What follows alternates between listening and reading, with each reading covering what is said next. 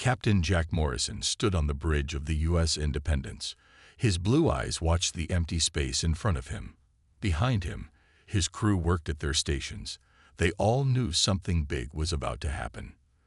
The space in front of the ship began to bend and twist. Blue light flashed across the darkness. Jack had seen many things in space, but this was different. The hair on his arms stood up. "Sir, we have incoming ships," said Lieutenant Paul Davis from his sensor station. His voice shook a little. "Lots of them." Jack leaned forward in his chair. "How many?" "Over 5,000, Captain. Maybe more. They're still coming through." The crew fell silent. 5,000 ships was more than Earth's entire fleet.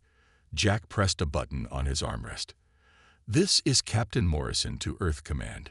We have contact." One by one, giant ships appeared from the blue light. They were huge, each one the size of a small city. Their dark metal hulls seemed to absorb light. Strange symbols covered their surfaces. The smallest ship was 10 times bigger than the Independence. General Frank Roberts appeared on the main screen. His gray hair was perfectly combed, but his face looked tired. "We see them, Captain. Hold your position. Do not engage." "Yes, sir." Jack turned to his communications officer. "Lieutenant Kim, open all channels. Let's hear what they have to say." Lisa Kim's fingers flew over her console. A moment later, an alien voice filled the bridge. It sounded like grinding metal mixed with whispers. "Humans of Earth," the voice said. "This is Supreme Commander Vextar of the Xanthari Empire. Your planet has been chosen to join our great empire. You have one of your day cycles to surrender. Resistance will result in the destruction of your world."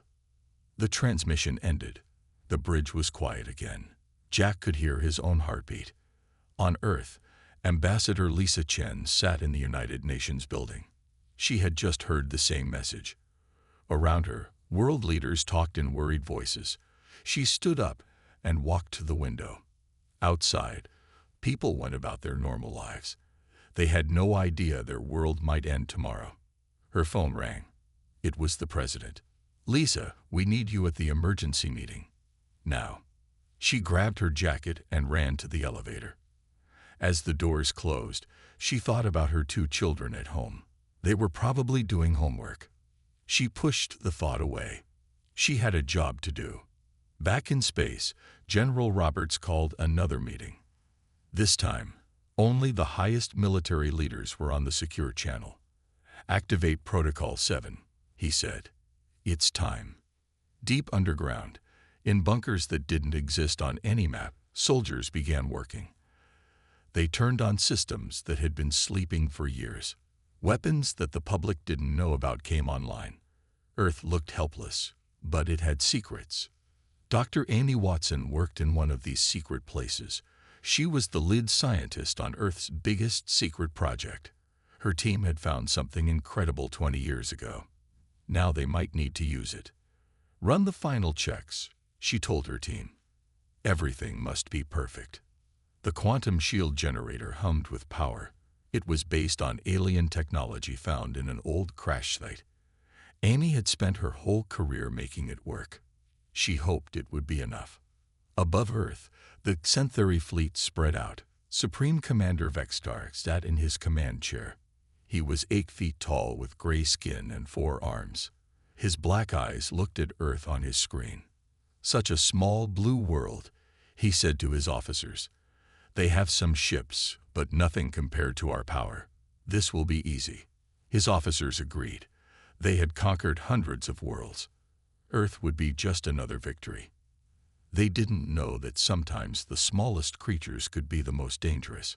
Captain Morrison watched the alien fleet surround Earth.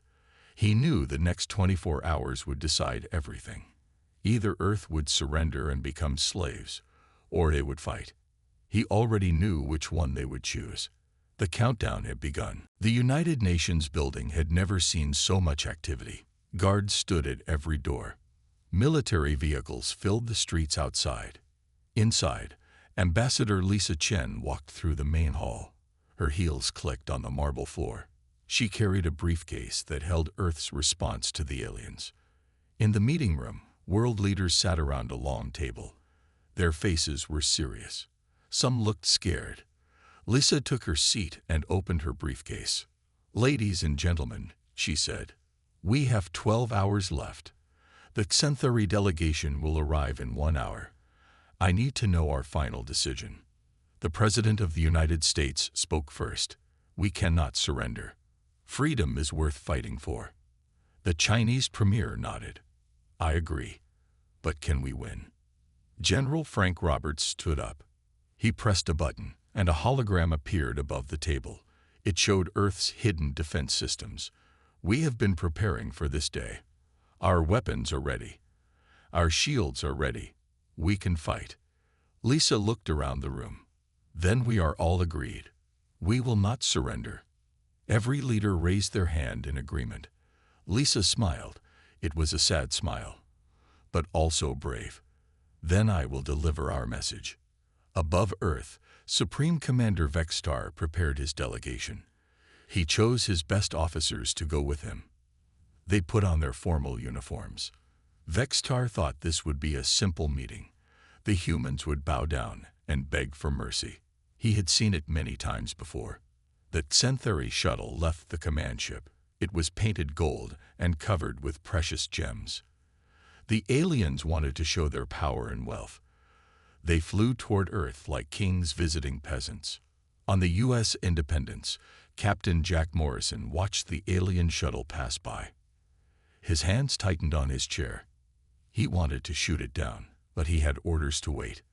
"Lieutenant Davis, are all systems ready?" he asked. "Yes, sir. The quantum defense grid is online. All ships are in position." "Good. When the signal comes, we move fast." In her secret laboratory, Dr. Amy Watson watched her screens. The planetary shield was working perfectly. She had tested it thousands of times, but never against real alien weapons. Her team of 30 scientists double-checked every system. "Power levels are stable," reported her assistant, Dr. Bill Turner. "The shield can take anything they throw at us." Amy nodded but stayed focused. One small mistake could mean the end of Earth. The alien shuttle landed on the UN building's roof. Xanthari soldiers marched out first. They were huge, wearing black armor that made them look even bigger. Supreme Commander Vextar stepped out last. His 4 arms moved gracefully as he walked. Lisa Chen waited in the main conference room. She had chosen to meet them alone. No guards, no weapons, just her and her briefcase. When the doors opened and the aliens entered, she stood up straight. Vextar looked down at her. He was 3 feet taller. "You are the one who speaks for Earth." "I am Ambassador Lisa Chen. Please, sit." The aliens looked at the human-sized chairs and remained standing. Vextar's face showed his annoyance. "We are here to accept your surrender. Where are your leaders? Why do they send one small female?" Lisa opened her briefcase and pulled out a single sheet of paper. "This is Earth's response to your demands." She began to read. "The people of Earth thank the Xanthari Empire for their offer. However, we must decline. We will not surrender. We will not join your empire. Instead, we ask you to leave our solar system immediately." The room fell silent. Vextar's 4 hands clenched into fists. His officers looked at each other in shock. "You refuse." Vextar's voice was dangerous. "You dare refuse the Xanthari Empire." Lisa folded the paper carefully. "We do. And we give you our own ultimatum. Leave now or face the consequences." Vextar laughed. It was a harsh sound, like breaking glass. "Consequences? What consequences can you possibly threaten us with? We have conquered 1,000 worlds." Lisa met his black eyes without fear. "Leave now, Supreme Commander. This is your only warning." The aliens left the building, still laughing. They thought humans were insane. How could such a weak species threaten the mighty Xanthari Empire? They would soon find out. Supreme Commander Vextar returned to his command ship. His anger filled the bridge like a storm. His officers stepped back as he threw his ceremonial helmet across the room. "They refused," he shouted. "These primitive creatures dared to refuse the Centhary Empire." His first officer spoke carefully. "Shall we begin the attack?" "Supreme Commander." "Yes, all ships, prepare weapons. We will turn their blue world into dust." The Centhary fleet moved into attack formation. 5,000 ships pointed their weapons at Earth. Each ship had enough firepower to destroy a small moon. Together, they could crack a planet in half. On Earth, General Frank Roberts watched from the command center. Screens showed the alien ships getting ready. He picked up his red phone. "Captain Morrison, they're about to fire. Activate all defenses." "Yes, sir." Jack Morrison turned to his crew. "This is it, people. Bring the quantum grid online. All ships, defensive positions." Dr. Amy Watson heard the order in her lab. Her fingers danced over the controls. The shield generator roared to life. Outside, the air itself began to shimmer. "Shield at full power," she reported. "Ready for impact." The Centhary fired first. Thousands of energy beams shot toward Earth. The beams were bright orange, each one hot enough to melt mountains. They hit Earth's atmosphere and stopped. An invisible barrier surrounded the planet. The alien weapons splashed against it like water on glass. Not a single beam reached the surface. Vextar stared at his screens. "Impossible." "Fire again. All weapons." More beams struck the shield. Missiles followed. Plasma bombs exploded in space. Nothing got through. Earth sat safe inside its protective bubble. Captain Morrison smiled. "Our turn. All ships, execute Plan Alpha." Space around Earth suddenly filled with human ships. They appeared from nowhere, dropping out of subspace. These weren't the old ships the aliens had seen before. These were sleek, black vessels that seemed to bend light around them. "Impossible." Vextar shouted again. Where did these ships come from? The human fleet was small compared to the Centhary Armada, only 300 ships, but each one carried weapons the aliens had never seen before. Jack gave the order. "Fire." The human ships shot beams of pure white light. When the beams hit Centhary shields, something strange happened. The shields didn't just fail. They turned inside out, crushing the ships they were meant to protect. In her lab, Annie watched the battle data. The quantum weapons are working perfectly. Their shields can't adapt to the frequency shifts. General Roberts coordinated the attack from Earth. Squadron 3, target their command ships. Squadron 5, hit their supply vessels. The battle turned into a massacre. Centhary ships exploded one after another. Their weapons couldn't penetrate Earth's shield. Their defenses couldn't stop human attacks. Ships that had conquered worlds now drifted as burning wreckage. Vextar watched his mighty fleet die. A human beam struck his command ship. Alarms screamed. Lights flickered. Half his bridge exploded in sparks. "Retreat," he ordered. "All ships, retreat." But retreat was hard. Human ships appeared and disappeared at will. They attacked from impossible angles. They moved faster than Centhary sensors could track. Captain Morrison led the attack personally. His ship, the Independence, danced through enemy fire. "Don't let them escape. We need to send a message." In 1 hour, the Centhary Empire lost 2,000 ships. The survivors ran for deep space. Their formation was broken. Their pride was shattered. On Earth, people watched the sky. They saw flashes of light like fireworks. They didn't know their world had just won its first space battle. They didn't know their lives had been saved by technology they couldn't imagine. Lisa Chen stood at her office window. She saw the lights too. A single tear ran down her cheek. Earth had fired the first shot. Now there was no going back. General Roberts looked at the battle reports. "We won the first round, but this is just the beginning." He was right. The Centhary Empire stretched across the galaxy. Earth had wounded it, but not killed it. The real war was just starting. In deep space, Vextar's damaged command ship limped away. The Supreme Commander sat in his ruined bridge. His four hands shook with rage and something new, something he had never felt before.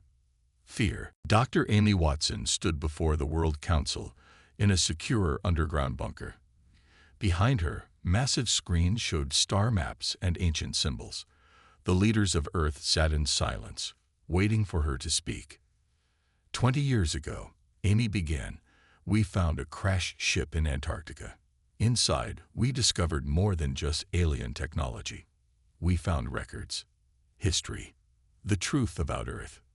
She pressed a button. The screens filled with images of ancient ruins, star charts, and DNA patterns. Earth is not just another planet. We are the homeworld of the first ones, the beings who created galactic civilization. The room exploded with voices. Amy raised her hand for quiet. Our ancestors built the first starships. They seeded life across the galaxy. Then, for reasons we don't fully understand, they returned to Earth and hid. They erased all signs of their technology. They chose to start over as a primitive species. General Frank Roberts spoke up. Why? Why would they do that? Amy switched the display. It showed a timeline stretching back millions of years. They saw what power did to other species. Wars that destroyed entire star systems. Civilizations that became cruel empires. They decided to watch and wait, to let younger races make their own mistakes. Lisa Chen leaned forward, but they left us their technology. Hidden, yes, buried deep in Earth's crust. In the ocean floors, on the dark side of the moon, waiting for the day we would need it. Amy's eyes were bright. That day is today. Above them, in space, Supreme Commander Vextar tried to understand what had happened. His scientists studied the battle data. Nothing made sense. Their weapons ignore our shields, reported his chief scientist. Their ships move through subspace without detection. This technology is beyond anything in our databases. Vextar's four hands gripped his command chair. That's impossible. The Xanthari Empire has the most advanced technology in the galaxy. No, Supreme Commander, we don't. Captain Jack Morrison received new orders. He took the Independence toward Jupiter's moon Europa. Other ships headed to Mars, Saturn's rings, and the asteroid belt. What are we looking for?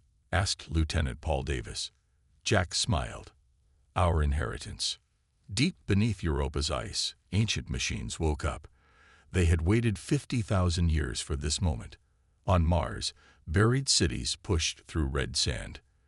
In the asteroid belt, disguised battle stations dropped their rocky camouflage. Amy activated the main control system on Earth. Her voice echoed through the command center. Primary systems online. Secondary systems responding. Tertiary defenses active. Around Earth, space itself began to change. What looked like empty vacuum revealed hidden structures. Massive defense platforms materialized. Shipyards appeared near the moon. Weapons that could reshape reality itself powered up. The surviving Xanthari ships detected the awakening systems. Their sensors went crazy. Energy readings were off the scale. Supreme Commander, his scanner officer said with fear in his voice, we're detecting installations throughout this system. The technology, it matches the ancient ruins on our homeworld, the ones we could never understand. Vextar felt cold. Every species in the galaxy knew the legends, stories of the first ones who had vanished long ago. Gods who had created the basic technologies everyone used were the humans. Lisa Chen opened a communication channel to the Xanthari fleet. This time, she didn't stand alone. Behind her were the holograms of Earth's greatest leaders, scientists, and generals. Supreme Commander Vextar, she said calmly. By now you understand. Earth is not a primitive world. We are your ancestors. Your technology, your civilization, even your ability to travel the stars. They all came from us. She paused to let the words sink in. We gave the galaxy these gifts. We watched as you built empires. We hoped you would choose wisdom. Instead, you chose conquest and slavery.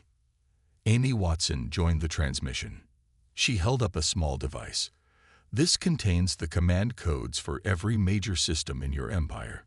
Your ships, your worlds, your defenses, they all answer to us. We built them. We can shut them down. The Xanthari bridge was silent. Every officer stared at their screens in horror. If this was true, their entire civilization existed only because Earth allowed it. Vextar finally spoke. His voice was very different now. What do you want? Lisa smiled. It was not a cruel smile, but it was firm. We want the galaxy we dreamed of. It's not too late to build it together. Admiral Susan Baker stood on the command deck of Earth's newest ship, the Horizon. She watched as more ancient weapons came online across the solar system. Her gray eyes were cold as steel. She had trained for war her whole life.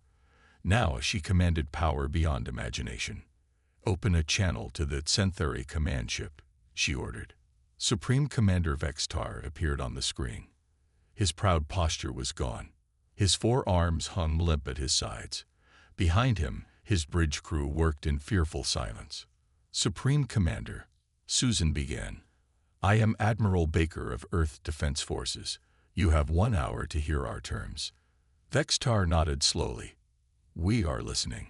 Susan activated a holographic display. It showed the entire galaxy, with thousands of red dots marking Xanthari military bases.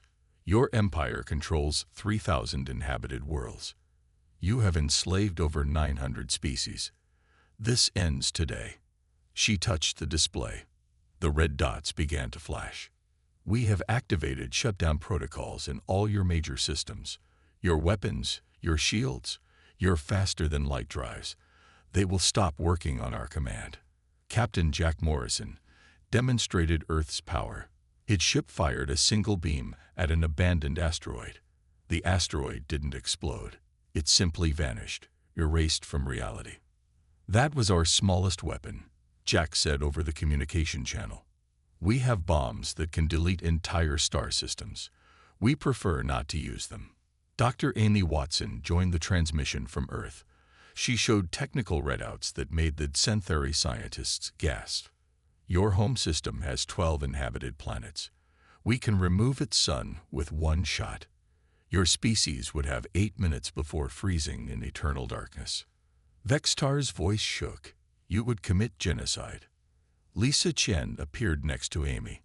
Her face was calm but firm. We would prefer not to. That's why we offer you a choice. The same choice you gave us, but with different options. She held up an official document. Option 1. The Xanthari Empire dissolves immediately. All conquered worlds are freed. All slaves are released. Your military surrenders to Earth peacekeepers. And Option 2. Vextar asked. Susan's voice was ice. We demonstrate our weapons on your core worlds. The survivors, if any, can reconsider Option 1. The Xanthari bridge erupted in panicked discussions. Officers argued about honor and survival. Some wanted to fight. Others begged for surrender. General Frank Roberts added more pressure. We know about your backup fleets hiding in dark space. We know about your secret weapons research. We know everything. He smiled grimly. After all, we taught your ancestors how to build those systems. Around the galaxy, amazing things began to happen. Hidden human stations activated near every major Xanthari base. Ships that had been disguised as asteroids powered up their weapons. Dormant gates in empty space opened, ready to transport Earth forces anywhere instantly. How? Vextar whispered. How are you everywhere? Amy explained gently, like a teacher with a slow student. We never left. When our ancestors spread life through the galaxy, they also built monitoring stations. We've been watching everything for 50,000 years. Every war, every conquest, every atrocity. Lisa continued the history lesson. We hoped younger species would learn from their mistakes. Some did. The Altarians chose peace. The Zephyr Coalition values art and knowledge. But your empire chose cruelty. Susan checked her watch.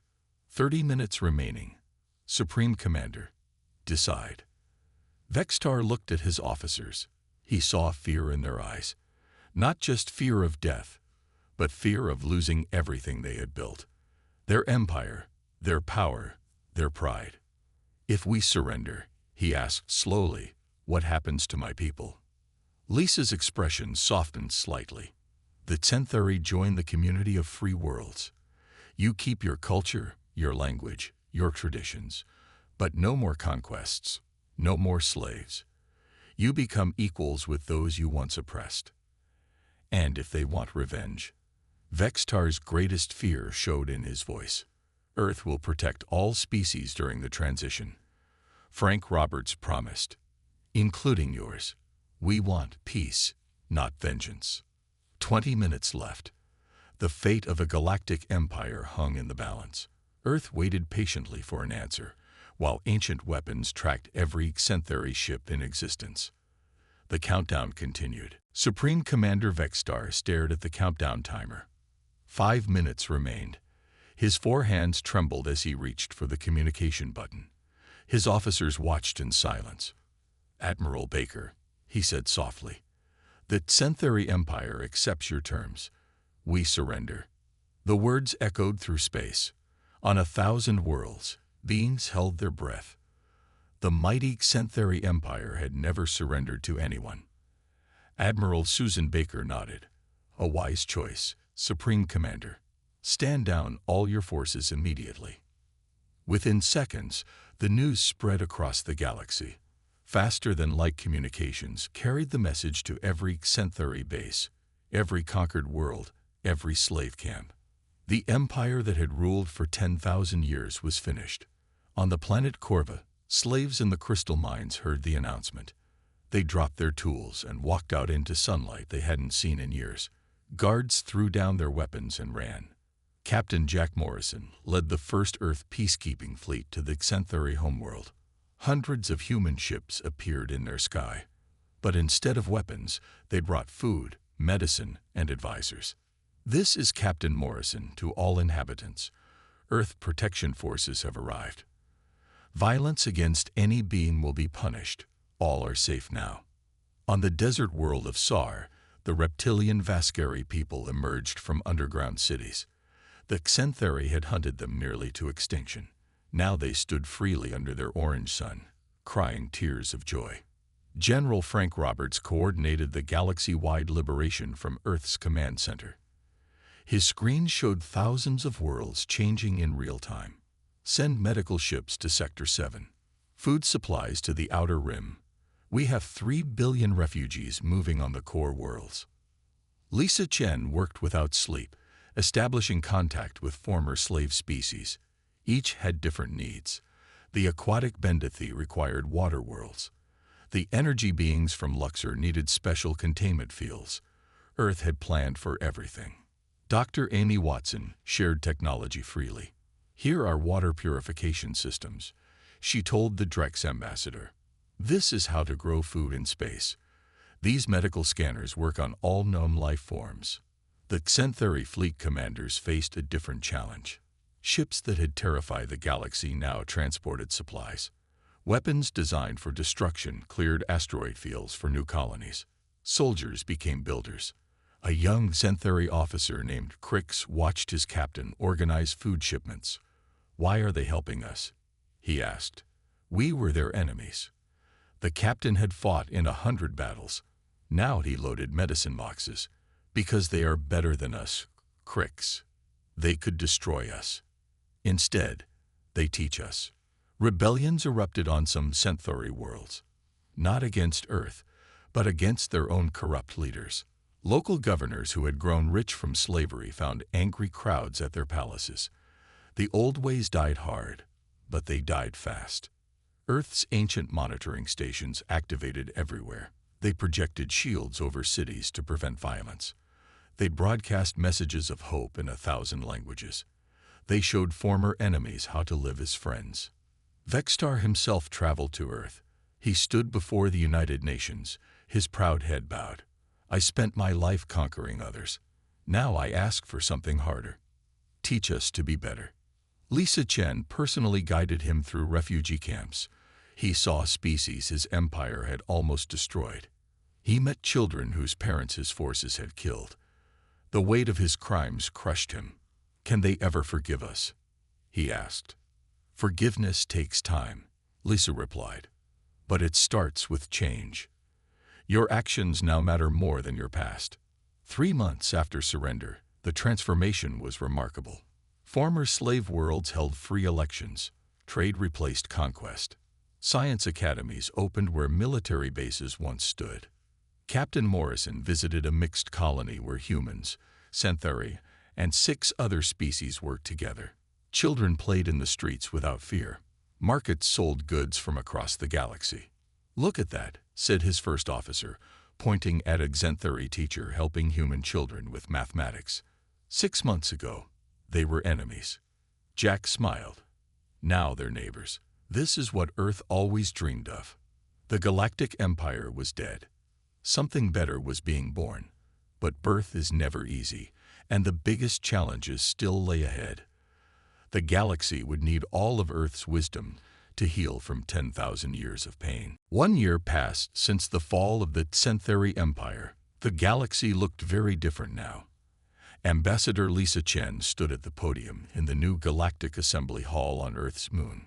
Representatives from 10,000 worlds filled the massive chamber. "Today, we create something new," Lisa announced. "Not an empire built on fear, but a federation built on hope. Every species, every world has an equal voice here." The hall erupted in cheers. Beings of all shapes and sizes celebrated together. Tall insectoid Krillians stood next to tiny Pixari. Floating gas creatures from Nebulon shared space with rock-like granites. All were equals now. Captain Jack Morrison commanded the new United Defense Fleet. Ships from every member world worked together. The USS Independence flew alongside Centauri cruisers, Vascari fighters, and dozens of other designs. 20 ships on patrol in Sector 4, reported his new second-in-command, a young Centauri named Crix. "No problems, Captain." Jack smiled. Crix had been an enemy soldier a year ago. Now he was one of Jack's most trusted officers. "Good work, Commander. How's the mixed crew handling?" "Very well, sir. The humans are teaching us their technology. We're sharing our navigation methods. Everyone learns from everyone." Dr. Annie Watson led the new scientific exchange program. Her laboratories buzzed with activity as researchers from across the galaxy worked together. Today, she watched a breakthrough happen. "We did it," shouted Dr. Zeke, a 3-armed scientist from Rigel. "The cure works." Annie rushed to check the data. For centuries, a plague had killed millions on the outer worlds. Now, combined human and alien knowledge have found the answer. "Mass production starts tomorrow," Annie ordered. "Free distribution to all affected worlds. No one pays for life-saving medicine." General Frank Roberts had a different job now. He commanded the peacekeeping forces, but they rarely needed weapons.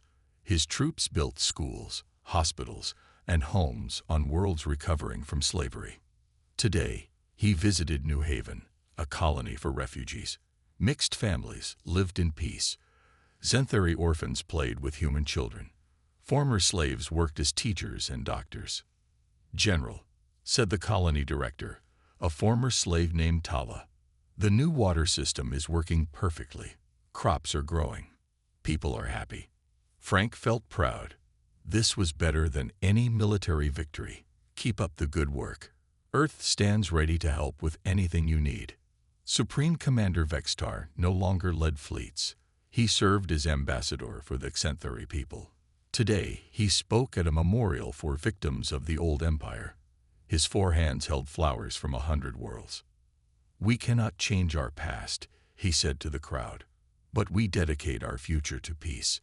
Never again will the strong prey on the weak. This I swear on the honor of my people." In the audience, beings who had suffered under Centauri rule listened. Some cried, some nodded. Healing took time, but it was happening. Lisa Chen met with the Council of Worlds. Each member brought unique perspectives. The philosophical Altarians suggested new education systems. The artistic Zephyr Coalition planned cultural exchanges. Even the warrior Drax proposed sports competitions instead of battles. The first Galactic Festival will happen in 3 months, announced Counselor Mikek of the Ocean Worlds. Every culture will share food, music, and stories. We celebrate our differences and our unity. Earth shared its ancient knowledge carefully. Humanity taught younger races about responsibility and power. They showed how technology should serve life, not destroy it. Captain Morrison received a message from deep space. Unknown vessel approaching. It's not in our databases. Jack studied the readings. The ship used technology he didn't recognize. It sent a simple message. We have watched. We approve. Welcome back, children of Earth. Amy Watson analyzed the signal. Her eyes widened. Jack, this signature matches theoretical predictions for technology millions of years old. Someone else is out there. Someone older than us. The mysterious ship disappeared into deep space, leaving questions behind. Were there other ancient civilizations? Other watchers in the dark? But those mysteries could wait. Today, the galaxy celebrated its new dawn. Free worlds working together. Former enemies becoming friends. Dreams of peace becoming reality. The future was bright with possibility. 5 years had passed since the Tecentheri Empire fell. Admiral Susan Baker stood on the observation deck of Unity Station, Earth's new orbital command center. Through vast windows, she watched ships from 1,000 worlds dock peacefully. The galaxy had transformed beyond recognition. Admiral, the Federation Assembly is ready, her aide announced. Susan nodded. Today was special.